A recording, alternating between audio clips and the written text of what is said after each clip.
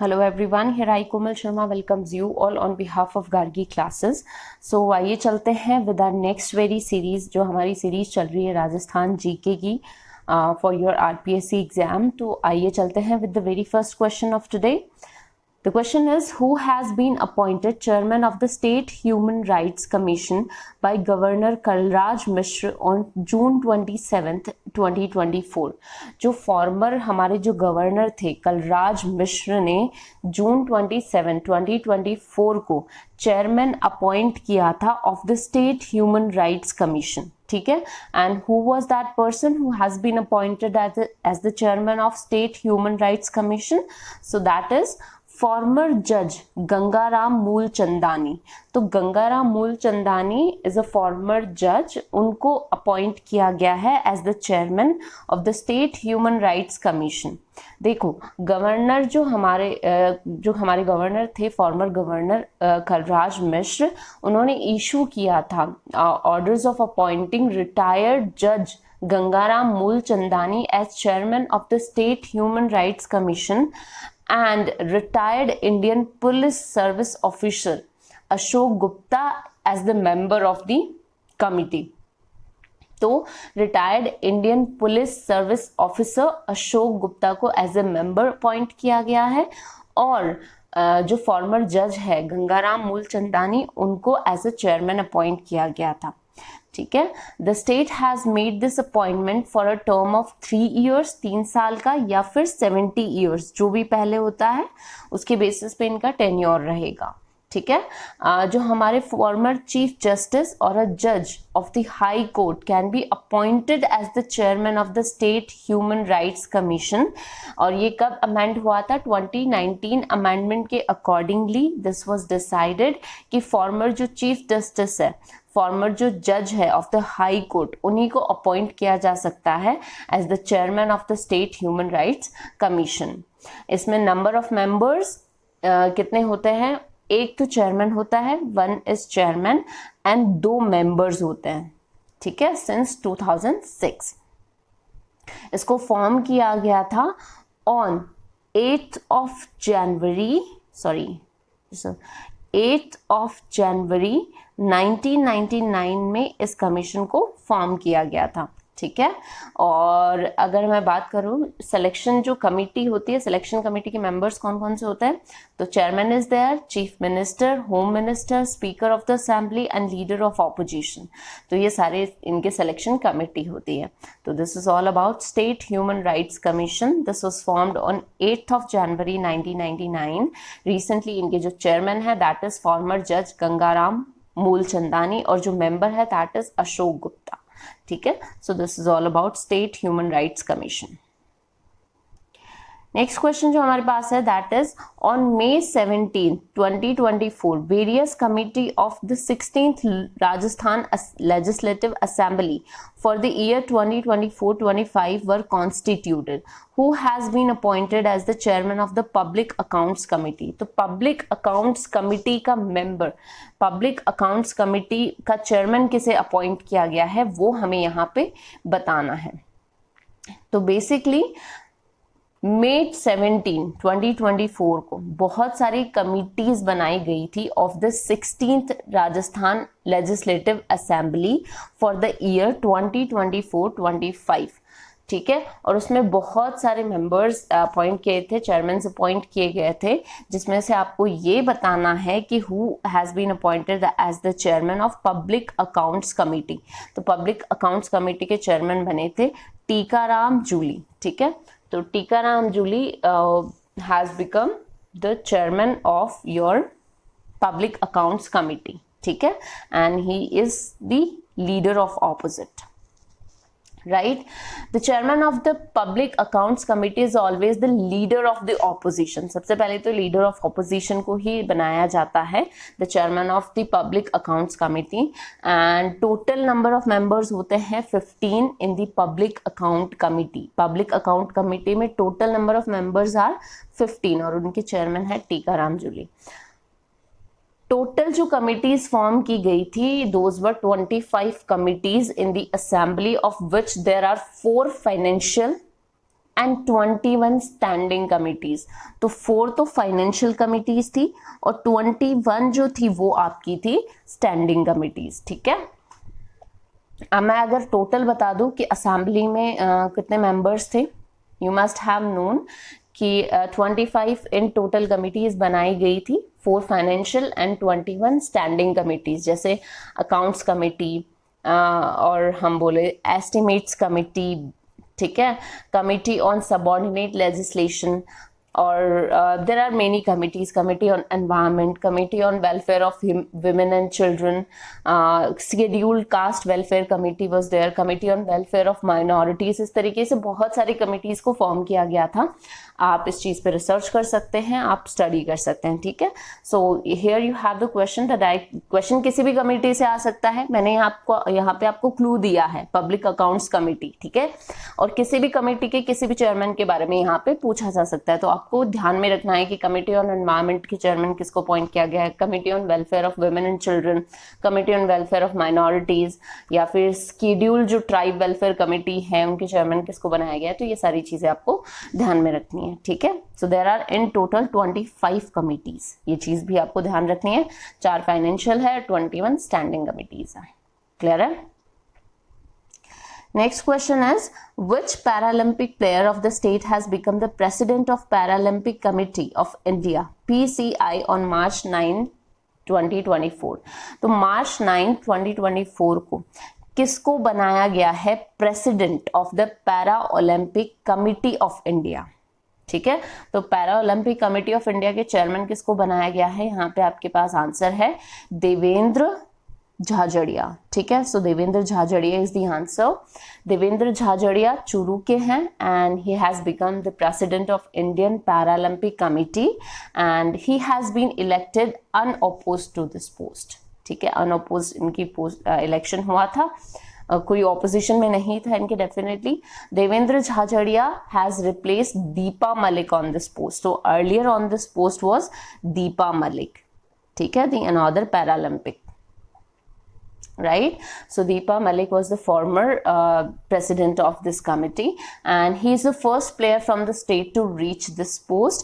Achievements बोलो, इनके achievements, Devendra Jhajharia की जो achievements थी उनके लाइफ करियर में, he is a gold medalist in 2004 Athens में जो हुआ था पैरालंपिक्स, उसमें 2016 में रियो पैरा ओलंपिक्स में सिल्वर मेडल उन्होंने जीता था। ठीक है, टोक्यो पैरालंपिक्स 2022 में। ठीक है, and he has been honored with Padma Shri, Padma Vibhushan and Major Dhyanchand Khel Ratna awards. ठीक है, and he is related to the event of javelin throw। तो javelin throw से relate करते हैं ये, right? So Devendra Jhajhadia is all about the Paralympic player and he is related to javelin throw. He has won many awards and definitely now he has become the president of Paralympic Committee of India. clear है? Next question हमारे पास आ जाता है, who is the chairman of Rajasthan institute of for transformation and innovation RITI constituted on March 16, 2024। तो मार्च 16, 2024 को constitute की गई थी एक कमिटी जिसका नाम था Rajasthan institute for transformation and innovation. के चेयरमैन कौन बने थे? ठीक है, who is the chairman of this committee? तो आपको ध्यान रखना चाहिए, the chairman of this committee is our chief minister. ठीक है, so chief minister is the chairman of Rajasthan institute for transformation and innovation RITI, right? अब आपको ये ध्यान में रखना है कि ये जो कमिटी है आपके पास Rajasthan institute for transformation and Innovation, this happens on the lines of Niti Aayog RITI has been formed to prepare a blueprint for the development of the state। तो स्टेट डेवलपमेंट का एक ब्लूप्रिंट प्रिपरेशन का इंफॉर्मेशन इसको मान सकते हैं, right? And the formation of Rajasthan institute for transformation and innovation has been issued by the state government. State government इसको issue करती है। फंक्शन क्या होता है of the policy? Will be to prepare policies and give suggestions for the development of the state in various fields. तो बहुत सारे जो डेवलपमेंट्स होते हैं फील्ड्स में, उनके रिगार्डिंग पॉलिसीज तैयार करना, सजेशंस तैयार करना, ये सारे इसके काम रहेंगे। Apart from this, the creation of developed Rajasthan 2047 का जो एजेंडा है, and policy formulation, reviewing the implementation of the schemes and programs run by the state government and giving suggestions for their improvement, and studying the successful policy of the country and abroad and giving suggestions regarding their implementation in the state, etc. So all these things will be also done by RITI. ठीक है, आप लिख लेना, note down कर लेना इस चीज को. एंड जो एडमिनिस्ट्रेटिव सेक्रेटरी है of the planning department will be the chief executive officer of RITI. तो administrative secretary of the planning department will be the chief executive officer of RITI, and the joint secretary level जो officer है of economic and statistics service will be the chief executive officer in addition to this thing. Besides, इसके अलावा the ministers nominated by the chief minister nominate करेंगे and can also be invited to the meeting of RITI. RITI has been formed in place of previously constituted Chief Minister Rajasthan Economic Reform Advisory Council. तो आपको ध्यान रखना है, पहले ये constituted एक committee थी, that is chief minister Rajasthan economic reform advisory council. इसकी जगह पे अब नई बनाई गई है RITI, Rajasthan institute for transformation and innovation. इसके प्लेस पे बनाया गया है. चेयरमैन चीफ मिनिस्टर, रिसेंट जो हमारे चीफ मिनिस्टर है भजनलाल शर्मा इसके चेयरमैन हैं. CEO जो है इस कमेटी के, that is administrative secretary planning department. Formation जो इसका किया गया है in place of chief minister, ध्यान में रखना है ये चीज, किसके प्लेस में इसको फॉर्म किया गया है. Chief minister Rajasthan economic reform advisory council की जगह पे इसको बनाया गया है. ठीक है. एंड वाइस प्रेसिडेंट का जो नॉमिनेशन होता है that is nominated by the chief minister sir. Clear है. तो ये आपका नेक्स्ट इशू आ जाता है. Next we do have is who is the 42nd chief justice of Rajasthan high court. Rajasthan high court के 42nd चीफ जस्टिस कौन बने हैं? तो हमारे पास इसका सीधा आंसर है जस्टिस महेंद्र मोहन श्रीवास्तव. सो जस्टिस महेंद्र मोहन श्रीवास्तव का आपको ध्यान में रखना है. Who has become the 42nd chief justice of Rajasthan high court. ठीक है.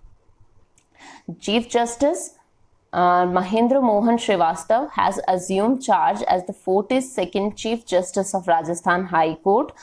इनको अपॉइंट किया गया है ऑन February 6, 2024 को. Governor Kalraj Mishra then administrated the oath to Judge Srivastava. तो गवर्नर उस टाइम के जो हमारे गवर्नर थे कलराज मिश्र, मैंने एक प्रीवियस वीडियो में डिस्कस किया था. Who has become our recent governor of Rajasthan. तो ये आंसर आपको कमेंट बॉक्स में लिखना है कि अभी हमारे रिसेंटली जो गवर्नर है राजस्थान के वो कौन है. मैंने कल या परसों की वीडियो में डिस्कस भी किया था. अगर वो वीडियो आपने नहीं देखा, do watch the video and right your answer in the comment box. ठीक है. सो उस टाइम पे 6 फरवरी 2024 को गवर्नर कलराज मिश्र थे. उन्होंने एडमिनिस्ट्रेट किया था the oath which was taken by जज श्रीवास्तवा. 42nd जो चीफ जस्टिस ऑफ राजस्थान थे वो थे जस्टिस AJ माशी, who has become a judge in the Supreme Court. ठीक है. सो AJ माशी, ये ध्यान रखना है आपको. ठीक है. ये former chief justice of Rajasthan high Court है. अभी वो बन चुके हैं द जज in the Supreme Court. Clear है. Next is Who is the current Advocate General of the state government? State government के current Advocate General कौन है? राजेंद्र प्रसाद गुप्ता. तो Rajendra Prasad Gupta is the current Advocate General of the state government. February 3, 2024 governor Kalraj Mishra ने appoint किया था senior advocate Rajendra Prasad Gupta को as the Advocate General of the state. He has been additional Advocate General from January 2014 to January 19, ठीक है। तो January 2014 to January 19 he has been the advocate, additional advocate general, ठीक है। अगर मैं बात करूं article 165, the advocate general is the highest law officer in the state, ठीक है। तो आर्टिकल, अकॉर्डिंग टू आर्टिकल 165, ये चीज आपको ध्यान में रखनी है। According to article 165 the advocate general is the highest law officer in the state. इनको अपॉइंट किया जाता है by the governor of the state. Qualification जो होती है वो सेम होती है as that of the high court जज, and the advocate general has the right to attend and address both the houses of the state legislatures but does not have the right to vote। तो vote का right नहीं होता है इनको, क्या right होता है, वो अटेंड कर सकते हैं और एड्रेस कर सकते हैं to both the houses of the state legislatures, ठीक है।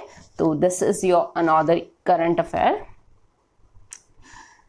Next question we do have is folk artist Ramnath Choudhary is related to. तो फोक आर्टिस्ट रामनाथ चौधरी किससे रिलेट करते हैं, वो रिलेट करते हैं अलगोजा से। अलगोजा इज बेसिकली एक राजस्थान का म्यूजिकल इंस्ट्रूमेंट है, तो उसको प्ले करते हैं and he is related to that. Algoza का आप पिक्चर डेफिनेटली आप गूगल कर सकते हैं, आप देख सकते हैं। Recently the name of the folk artist Ramnath Choudhary has been recorded, इनका नाम भी रिकॉर्ड किया गया है। किस में रिकॉर्ड किया गया है, in the India Book of Records for playing the algoza with his nose. तो उन्होंने अलगोजा को अपने नोज से प्ले किया था और यही इनका रिकॉर्ड कायम हुआ था और इसी रिकॉर्ड को मेंशन किया गया है in the India Book of records, ठीक है। So this is your another question. Last but not the least for today is the youth of the state were the representative in the 12th Commonwealth Youth Parliament। तो 12th Commonwealth Youth Parliament का जो organisation हुआ था उसमें state के youth ने represent किया था, ठीक है, to the youth parliament, Commonwealth youth parliament, ठीक है। तो Rajasthan Vidhan Sabha has been selected by Commonwealth Parliamentary Association for the House of Representatives to be held in New Zealand. तो न्यूजीलैंड में ये रिप्रेजेंटेशन हुआ था एंड इनके जो स्पीकर बने थे Vasudev Devnani has nominated 2 youths of the state, ठीक है। तो Vasudev Devnani who is the speaker, उन्होंने नॉमिनेट किया था 2 यूथ्स को, 2 यंगस्टर्स को ऑफ द स्टेट। एक थे अभिनव फ्रॉम धौलपुर और दूसरे थे उदय अजमेर से। Both these youths represented India in the 12th Commonwealth youth parliament. और ये जो पार्लियामेंट का ऑर्गेनाइजेशन हुआ था वो हुआ था 31 अगस्त से लेके 6 सितंबर। तो आपको ध्यान रखना है 31 अगस्त से लेके 6 सितंबर तक इसका ऑर्गेनाइजेशन हुआ था, जिसको रिप्रेजेंट करने वाले थे, एक थे अभिनव धौलपुर से और दूसरे थे उदय अजमेर से, और इनको नॉमिनेट करने वाले थे वासुदेव देवनानी, ठीक है। तो these are the questions which are very important from the perspective of your exam RPSC। तो आपको बहुत अच्छे से ये क्वेश्चंस तैयार करने हैं, इनसे रिलेटेड और भी बहुत सारे रिसर्चेस आपको करते रहने हैं। Thank you and stay connected with Gargi classes.